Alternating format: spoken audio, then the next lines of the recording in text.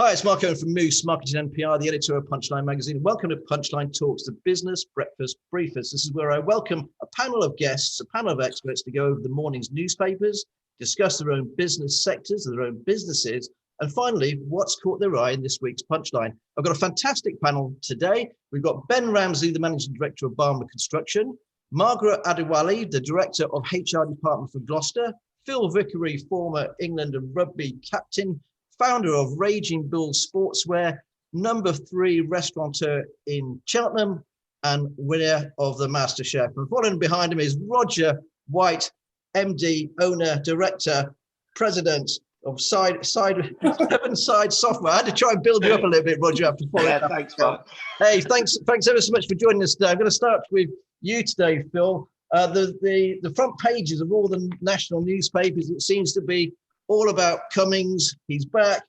Cummings and Cameron seem to be the main thing in the national newspapers, really. There's Cameron back again.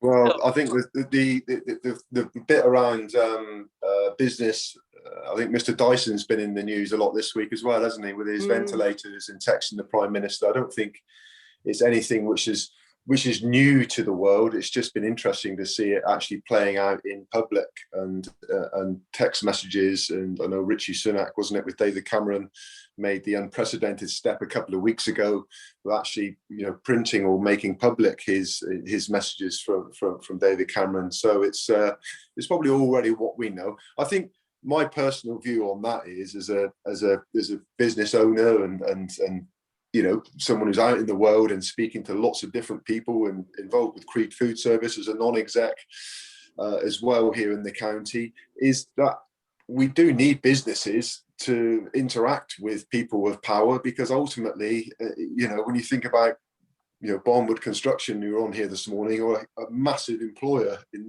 the county, and they do need to have influence. And there's some very intelligent people running those businesses who've got great ideas, and if we can collaborate and work together, I know it gets a little bit dark and dingy perhaps when what are the meanings of it, but I'm actually pretty okay with things. It's just making sure that it's done in the right way, I suppose, and I think that's the issue, isn't it?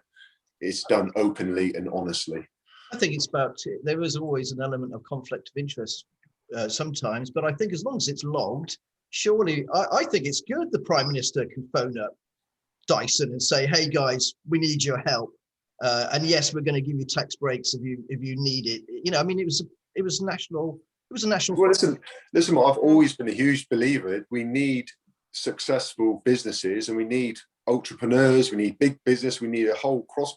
We need a vibrant business community to create wealth, to create jobs, to create income for us to move forward and to have communities. When I think now about where I live here in Gloucestershire, I think about local communities and what we have around us. Over the years, everyone tells me, I moved here 11 years ago. We used to have a village shop. We used to have a butcher's. We used to have however many pubs, which we don't have anymore. If we're going to create community and want to support, and I think probably COVID has brought to me even more people's love actually of what we have got, but now people need to go and support it. And if they don't have money in their pockets and don't have jobs and security and feel safe and feel valued, then people aren't going to go out and spend their money and feel good about where it is they live. I'll ask all of you then, guys, should Cameron have access to, or should you have access to your own MP, or to be able to lobby Boris like that? Margaret, what do you reckon? Just very quickly, yes or no, were they wrong? No, I don't think they were wrong. I think at the end of the day, they have a certain amount of influence, particularly going back to the Dyson case. We were in crisis. We had to think about the implications of COVID. And I think Boris contacting Dyson, who at the time could provide ventilators, was a brilliant idea. Roger, I think it's just the way it was done maybe could have been managed a bit better. The fact is, text message just such big deals and conversations being done on text. I don't know. Maybe it's just me. I think perhaps they should set up a WhatsApp group. The thing about text, though, you can it's there, isn't it? rather than telephone conversation, private telephone conversation. Roger, yes or no? Was he right to do that? I think yes. I think our politicians should be approachable, and as Margaret said, we were in crisis, and the tax issue was about the employees. It wasn't about the company paying less tax, and that element got lost a little bit in the story. The tax issue was to do with employees coming back to the UK to help with the ventilator crisis, so that they wouldn't pay any more tax, which I think was a fair, in a crisis. It was a fair point. Okay, thanks very much. Phil, let's just go back to you a second. Have you picked out another story for us quickly? It was more about the pubs, going back really, something which is close to my heart because, being in hospitality and speaking to customers at number 3, and, 20,000 pubs potentially are still going to close this year. Would you believe I've got something at the door? What? See, it's not only me. There you go. Roger, you better host, I think. Yeah. I'll tell you that going back to the James Dyson thing, the one thing that I find interesting with that, and I don't know James Dyson, I don't know that part of the world at all, but just what I've read. But the one thing which doesn't get talked about there is, I think he underpinned, or the business underpinned, £20 million worth of spend, which no one's. I'm not saying that makes it all right, but goodness me. The Dyson guy, apparently footing the bill, aren't they? Yeah, foot the bill for 20 million quid. Jeez. And I agree in context of a crisis and their willingness to get in and help the country. Absolutely. Don't know the guy, don't know the business. I've only what I see from outside looking in. I think, wow, what an incredible organisation. And you just think, but we haven't focused on that. It's always the negative narrative. So anyway. Dyson has an amazing story as well. I don't know if you have read about the beginnings of his business, but it's just an amazing person. I would recommend read up on him. Well, I've actually got a signed copy of his book actually as well. Margaret, let's go to you then. What have you picked out from today's stories, please? Today's stories, well, my little story is in Punchline this week about the University of Gloucestershire student who died after rugby initiation. And I don't know, I'm a rugby fan. I absolutely love it. I followed my son for 20 odd years through schoolboy rugby. And I know these things go on and they're very dangerous. It's all about peer pressure. And it's very sad to see that, as recently as now, that it's still playing out. And I really do think the schools and the sports clubs and anywhere it's encouraged, they should work towards stamping it out. Yeah, I know what you mean. I used to be in the Air Force and there were lots of initiations and boarding school. I'm sure, Phil, with you as well, I'm sure there was stuff going on in the... Listen, I'm with you, Mayor, 100% on that. I think the peer pressure thing, I think if it's something you want to get involved with or whatever that might be, and actually there's lots of different ways of having fun, but actually fun and fun are two very different things. And even to this day, so I'm 45 years, probably shouldn't say this because it's not a very good advert, but I'm 45 years old. And even now, when it comes to drinking and things, having seen, even at quite a young age, guys drinking, like a spirit drinks or whatever it is, and getting themselves in terrible states. Nothing serious, but it's still now to this day. I don't like it. Don't get me near it. I don't like it. It makes me feel uncomfortable. Don't like it. And some people react completely different to different types of alcohol. I remember we had to strap a young lad to a chair in Belize because he went absolutely doolally drinking too much Pernod. He was a completely different character, and we had to call the MPs because none of us could control him. Anyway, thanks ever so much, guys, for that. Roger, what have you picked out for the papers today, please? Oh, well, I've got three stories on the theme of shortages. So with the pandemic, we know that we've had shortages as we've gone along, starting with the infamous toilet roll shortage. And from an IT point of view, we've had webcam shortages, laptop shortages as COVID has steered us through its different phases. But it's interesting to see in the papers this morning that Jaguar Land Rover, there's now a chip computer chip shortage, and Jaguar Land Rover had to shut down 2 of their 3 manufacturing plants in the UK because of a shortage of chips. And it's not just affecting them computer chips, I would say, not Elvis down the chip shop chips. There's this big shortage of computer chips, which has affected all the manufacturers, car manufacturers, not just Jaguar Land Rover, but just at this point, it's affecting them. And of course, normally the car industry works in a just-in-time basis of delivery of goods, so it's not all piled up on the shelves. And clearly, if there is an issue, then it can affect production. So it's affected everybody. And the other couple of interesting stories on shortages, there's apparently a shortage, as another article in today's paper, shortage of portable toilets. And because the reasons for this seem to be because the construction industry, and Ben might comment on this in a minute, the construction industry needs more toilets on site for social distancing. So people are needing, instead of maybe 5 portable toilets, they need 10, etc., etc. And the plant in Texas that produces the plastic has had disruption because they had the freeze. So the plastic that apparently is produced for portable toilets in Texas, I never knew that. So I don't know if Ben has experienced at Barwood Construction a shortage of portable toilets, or you've actually got them all, Ben. There you go. There's a nice link there. Thank you, Roger. And there's the third, and what made me laugh, the last sentence on the article, an industry source said it's a mess, which I thought was But we're trying to clean it up. So Ben, has Barnwood got all the toilets, mate? That's the question. Yeah. If we had, we'd probably start subletting a few. But yeah, it was. Yeah, it has been a bit of a challenge actually, and I think probably a bit of a combination. In that, yes, we have had to change the arrangements for toilet and washing facilities because of social distancing.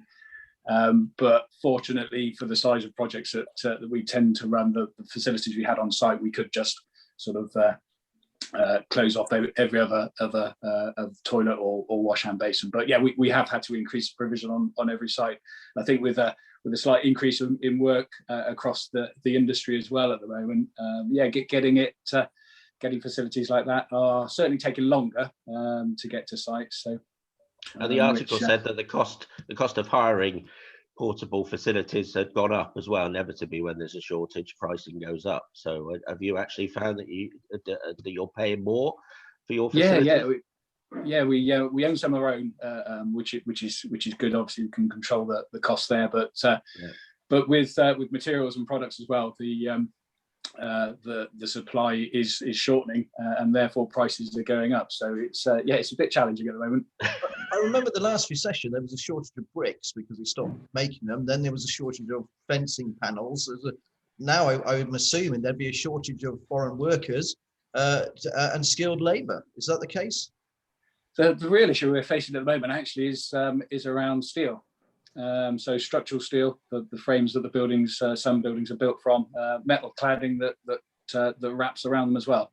So there's a real shortage there, and I've recently been quoted for one product that you'd typically be able to order and get delivered in 7 days, is now potentially taking up to 20 weeks, which for construction programs is just not really manageable.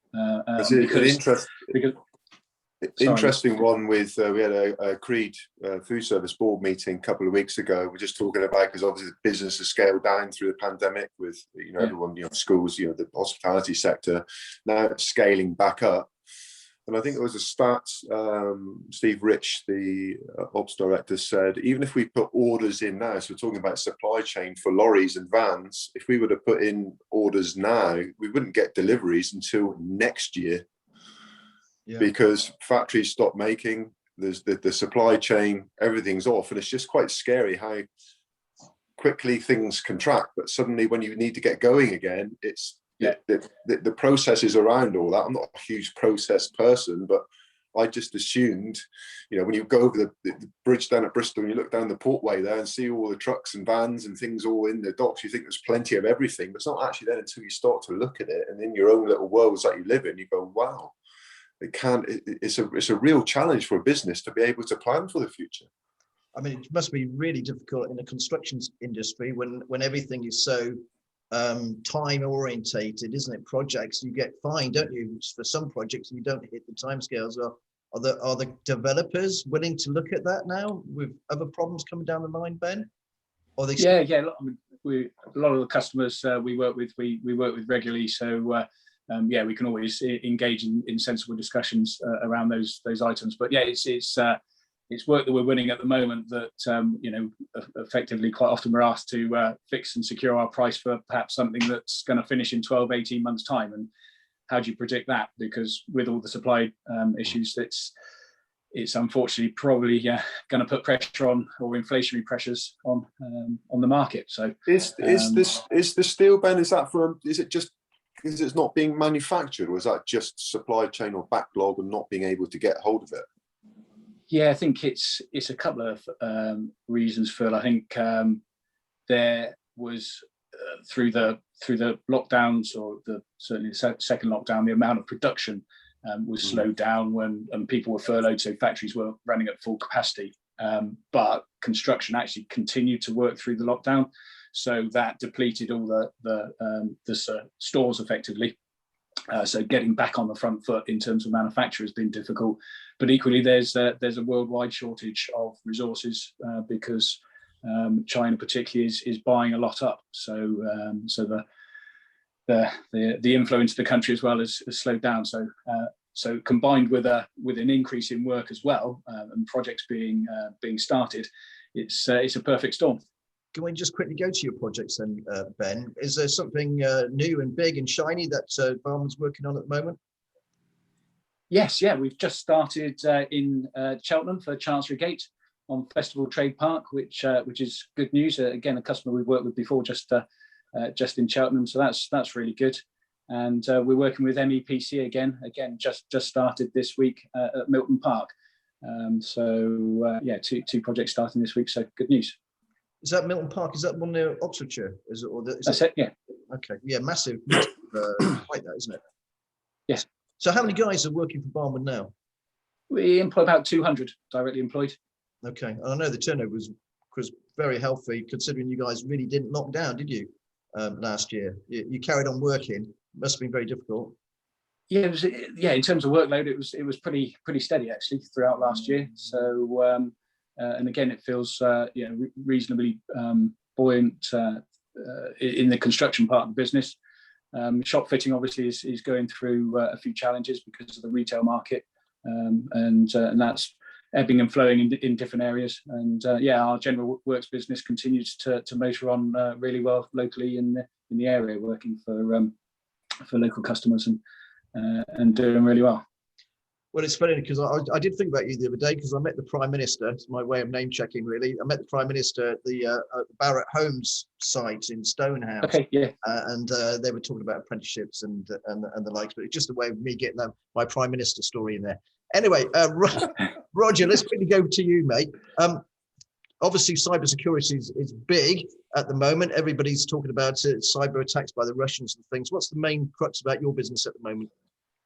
We're still extremely busy. Obviously, everybody needs IT, even in a pandemic. So we're really busy, and it's surprising how many things are actually going on in business. And I'm lucky with my business that we are not dependent on one particular industry sector. So I've spent the last 10 years making sure that we are diversified in terms of the industries that we deal with, which means that if one industry in the past, when one industry has been quiet, we've been busy with another industry. But it's interesting at the moment, we are actually very busy with new installations. I would say the bigger projects, the software development, bigger projects tends to be a bit slower, but we have got some stuff in the pipeline, but the support side is very busy. And new installations of kit is very busy, assuming you can get the kit. Of course. Now, new installations, does that mean that more people are staying in the offices, or are managers, businesses looking to keep their offices, or open new offices? Yes. I all this talk about the office is dead. I don't believe it at all. I think a hybrid is a correct term. It is very relevant, where people are looking at a mixed model, and I think that makes perfect sense, where some people work from home certain days of the week, But from what we're seeing from an IT perspective, the office is not dead. People are not going to work from home forever as they have done during the pandemic. I think people are fed up with it. They're fed up of being sat on their own. It doesn't suit, obviously it suits some people, but it doesn't suit everybody. And I think businesses, we've seen even some of the big tech giants, Google and the such like, saying actually we are going to bring people back to the office because you lose out on the collaboration. We are generally social butterflies, and we want to collaborate, we want to interact with people, and you do lose a certain thing, certain elements when we're all working from home. So we are seeing very much from an IT perspective, people still planning for the office, planning for upgrading the kit in the office, and that's still very much going on. So my message really is the office isn't dead, so we need to build more. Okay, thanks so much, Roger, which leads us very nicely. I agree. Margaret, and the HR side that Margaret deals with, and the fallout from the furlough as well, Margaret. So what's happening with your business at the moment? Well, yes, there's been a huge fallout with furlough. I couldn't agree with Roger more. I think we need to go back to work. It's not good. It's been proven that it's not good for mental health and well-being. We need to interact, we need to collaborate. And I'm really concerned about the young people starting work for the first time, who at the moment are getting up, walking downstairs or into their bedroom, sitting in front of a computer, and that's their work. You need to interact. You know, it's all about building relationships, getting to know people, life skills, learning to mix with people from diverse backgrounds. It's all really, really good for our mentality and our health and well-being. And it's all come to an end, and I do not think it's a good thing going forward. So yeah, it needs to, we need to get back to work. And I agree with Roger, if we're not going back to the office full time, the hybrid scenario would be brilliant, where you go in for 2 or 3 days and then work from home for a couple of days, or even just for a day. But I really am concerned if companies decide that everyone will be working from home full time. It's not a good idea. Okay, all right. Well, I'm going to lead us on to Phil now. Thanks ever so much for that, Margaret. Phil, number 3 restaurant, you opened it during the pandemic. Congratulations on that. How's it been? Oh, well, thanks for reminding me of that, Mark. I mean, to be in retail, I have my own clothing brand on the high street, and to open a restaurant in a year of pandemic, it's what a fantastic entrepreneur I am, aren't I? But I think, listen, it's been difficult. The interesting thing, just going back to Mary's point and the guys here, I think the challenge for us all is the world has changed beyond all recognition. And I think everyone at the moment is trying to work out, and certainly when I talk to customers at number 3, there's still a lot of nervousness around people coming out, and it's giving people the confidence about feeling safe when they're out, but also wanting to come out. But I said a lot at the weekend, meeting guests and even talking with the team yesterday, and just generally around businesses, because I'm getting asked by a lot of businesses my expertise in the environments that I used to be in. So I'm going to go away from number 3 a little bit now, whilst I'm thinking about it, but just thinking about teamship, being in teams, being around, yes, it was professional sport, but how to bring people together, how we still feel connected, being very different, being very, singular in the sense of what you do, but actually you're part of the bigger team. A lot of businesses are scratching their head and saying, how do we do this? Phil, can you help? Have you got some ideas? So that's really interesting. But going back to the number 3 and speaking to people, we have to start laughing and learning to enjoy ourselves again. And I know you say, Phil, ducks are silly. We're almost afraid to be positive because of this tragic thing which has happened to us, this terrible disease. So I always talk to people about starting with yourself and your positivity and just giving off that positive vibe, like you do, Mark, with the way you report, the way you speak to people.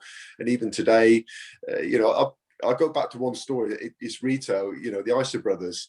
They started with one petrol forecourt in 2001. Now I think it's 3.6 billion pounds personal fortune.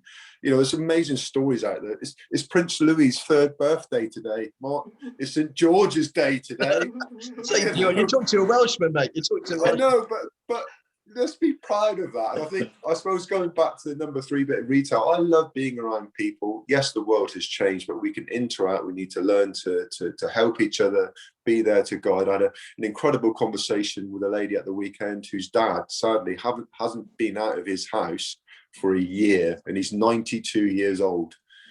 And she said she's watched him go from being quite an open, vibrant, active man to someone who's afraid to go outside of their flat. And she said, it's breaking my heart, Phil. So for all the jogging and all the jokery and all the smoke and mirrors, let's get out, let's encourage people, let's be positive. And that's what I'm trying to do at number 3.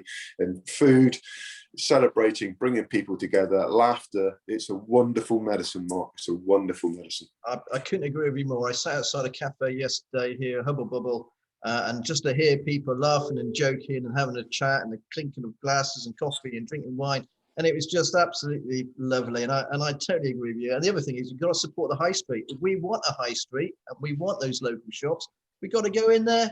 Well, it's interesting. I'll go off on another tangent now. When you think what's happened in the football world and the sporting world with the Super League, now I keep saying to people, we are influencers.